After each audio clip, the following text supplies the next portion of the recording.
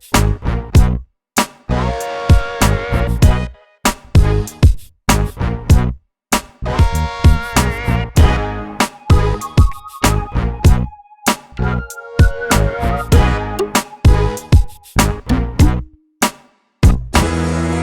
the last several years, but more specifically the last several months, there's been a huge increase in the sale of recreational vehicles as people, well, rethink how they travel. And with that has to be an uptick in the sale of what tows them. Hey, welcome to this edition of Road Warrior.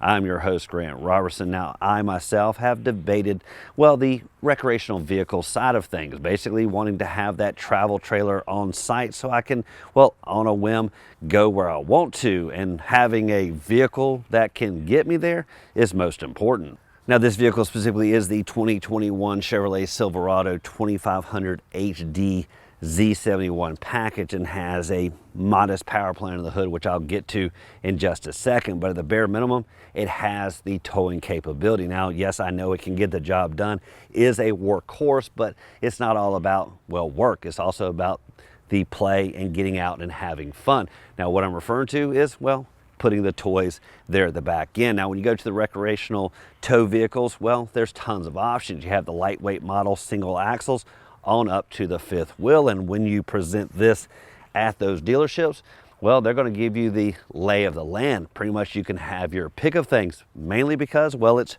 ready to play. Basically at the back end, traditional hitching up, or right through here with the fifth wheel option.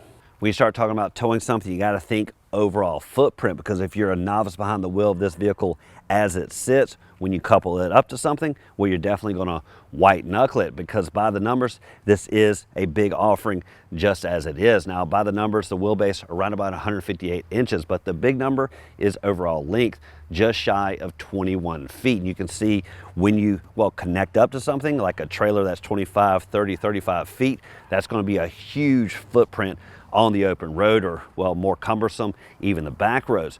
Lastly is width and height. Width just shy of 82 inches and height just below 80. Basically huge footprint like you see it. Lastly is ground clearance, pretty substantial at over 10 inches.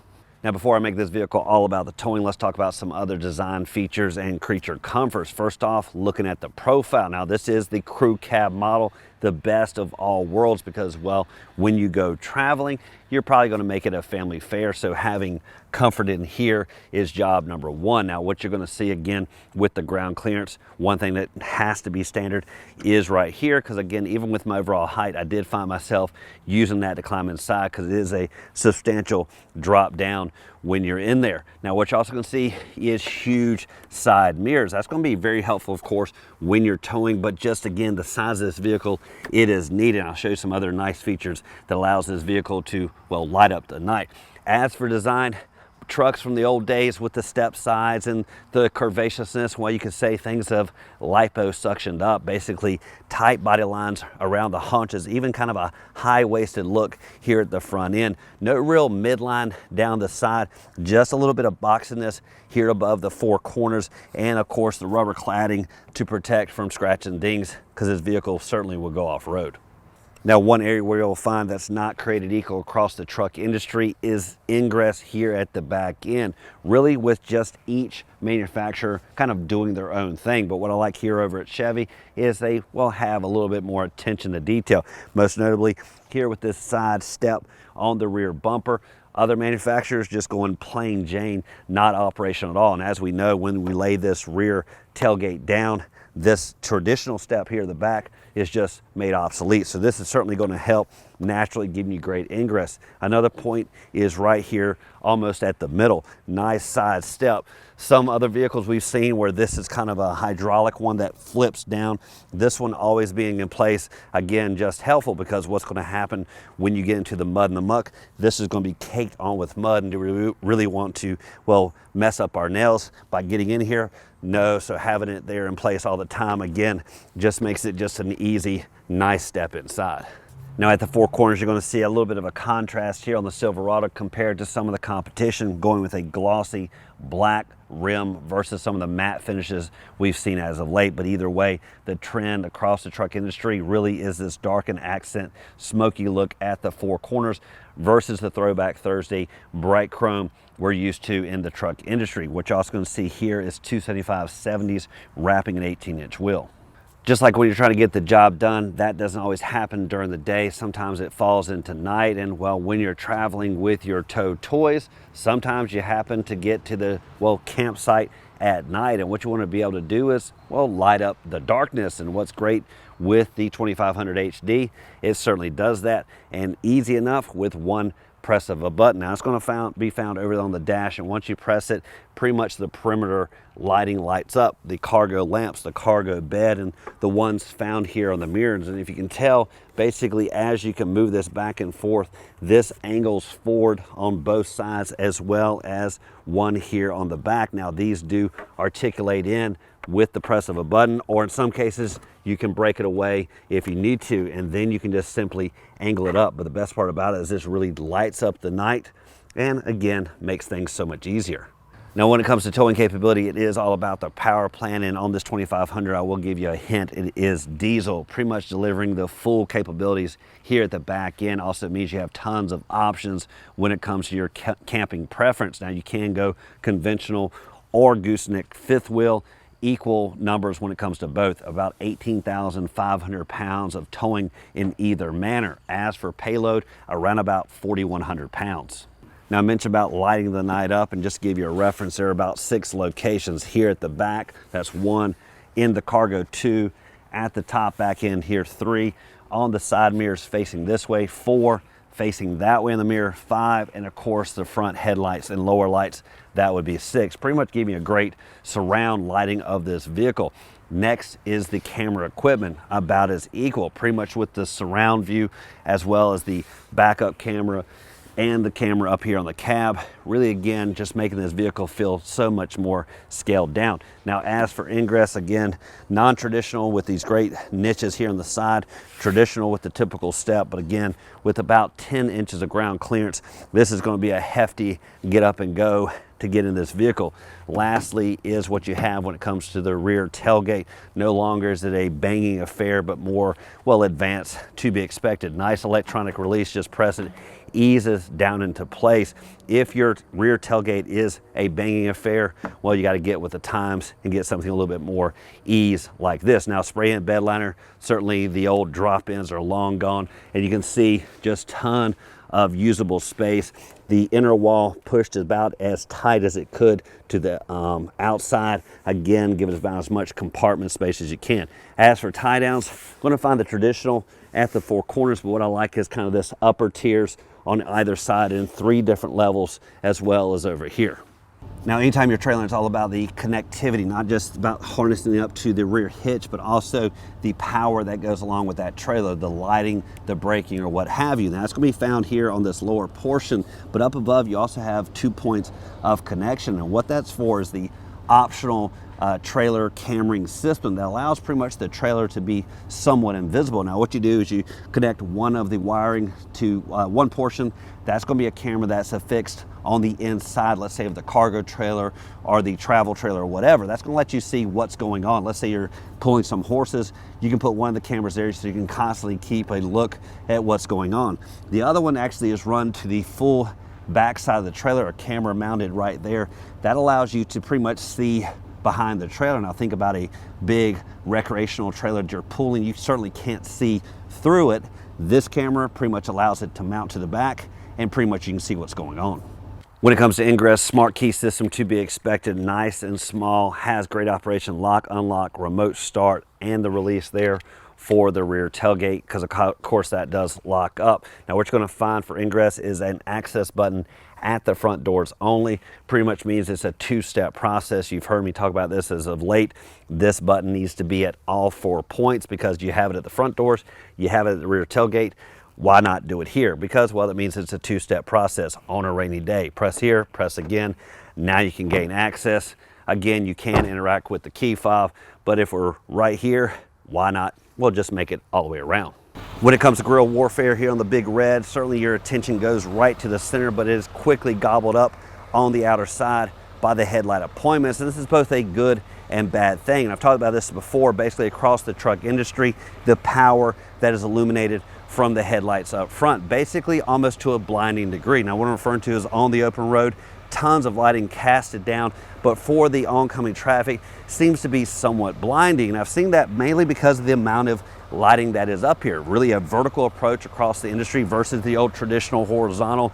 Tons of lighting that really, again, is helpful at night at the job site, but when you're on the open road, could you say, well, it's just too much? Obviously what you're also seeing here, nice lower fog lights, again, giving you great throw. Now, getting off of that, moving on to design, what you're seeing for the Silverado, we've seen it in the past, is this new approach to the grille warfare. Instead of one traditional huge open approach, instead, nice bar sweeping across, gives it a split design, upper and lower portions. Now, even the Chevrolet is notched out, allowing air to flow through there.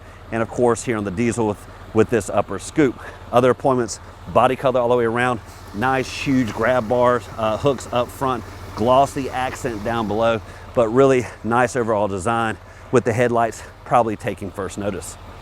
Now here on the 2500 HD, you're looking at a Duramax 6.6 liter V8 turbo diesel engine. Now it delivers 445 horses and 910 foot-pounds of torque. Now just for comparison, the standard 6.6 liter V8, that delivers about a 401 horses and 464 foot-pounds of torque. Now the engine is coupled to a nice 10-speed automatic transmission.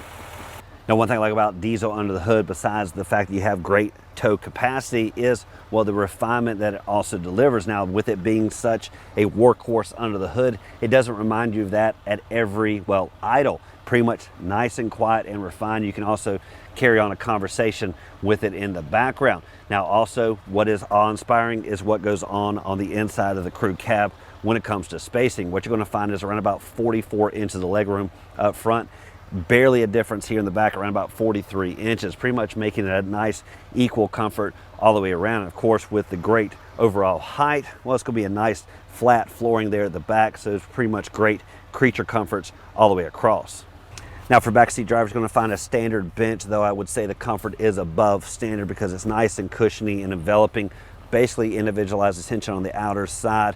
Nice elbow support here in the middle when maybe you only have one or two occupants back here. Dual cup holders, and again, elevated for great elbow support. Now you can transition this from people to cargo if you need to. This being about an 80-20 split, all you gotta do is just simply pull here, locks into place, doesn't swing all the way back to the seat back, gives it almost kind of a vertical feel.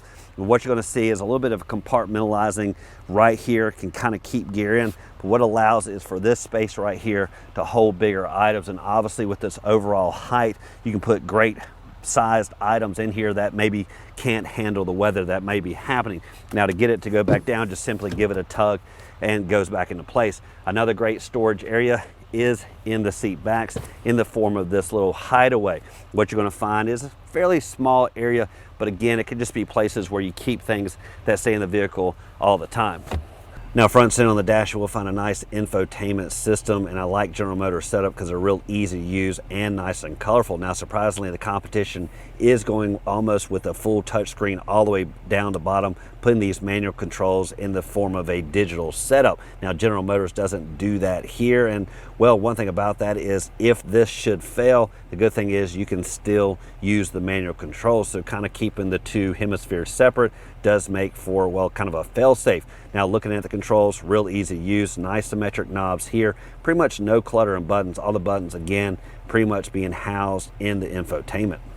Now down below you will find dual zones on trucks. One thing that is falling short is a tri-zone system. With the amount of acreage in here, you would think they would give backseat drivers as much control as they have in the front, but just not the case, though you do have nice centralized vents to get airflow to the back real nice and easy. Now I do like this, which is the turn knob for the fan speed, something that's falling by the wayside, and pretty much a lot of manufacturers going with toggle switches instead. Now everything right here does interact with the screen up above, so it does make for less of a glance for the driver. Now down below you have tons of toggle switches for various controls, right down to the exhaust rating, lane awareness, parking sensors, dropping the rear tailgate hazard buttons. Interestingly, I needed to use this the other day on the highway. Just couldn't find it on the particular vehicle I was using. I forgot the old school setting was on the steering wheel. Now a lot of manufacturers are putting this button in other places like center on the dash and other functions as well as over here. Connectivity, tons of options in this vehicle. First off, low on the dash, USB-C, USB, traditional car outlet, as well as a household outlet here as well. Now, if you go to the center console, what you're going to find is also some connectivity in the form of a USB-C, again, USB auxiliary jack. As for backseat drivers, they're going to find equal connection as well. One thing a lot of manufacturers have done is kind of minimize the buttons on the dash and moved them here to the steering wheel, but thankfully not the case here on the 2500. Instead, simple controls, nice and easy to understand. Left side going to be for cruise control. You do have a nice heated steering wheel over here on the right, interacting with the gauge cluster there in the center. Now, if you need to utilize volume control, that's going to be found here on the back side, as well as your tune select on the other side. Now, it does for this edition. We're rewarding a test drive behind the wheel of the 2021 Chevrolet Silverado 2500 HD Z71 package. All that said, pretty much know that this vehicle can handle whatever you throw at it, but sometimes it's not just about the workability of this truck, but also about having fun. And it all starts here at the back end with, well, hooking up our favorite toys, whether it be going to the lake or to the campsite. And well, what makes it even more fun is the ability to, well, carry the family in. Well, that's where this vehicle gets the job done, both at the work site and, well, letting its hair down on the weekend. Now, as always, thanks for watching this edition of Road Warrior. Keep both hands on the wheel and eyes straight ahead.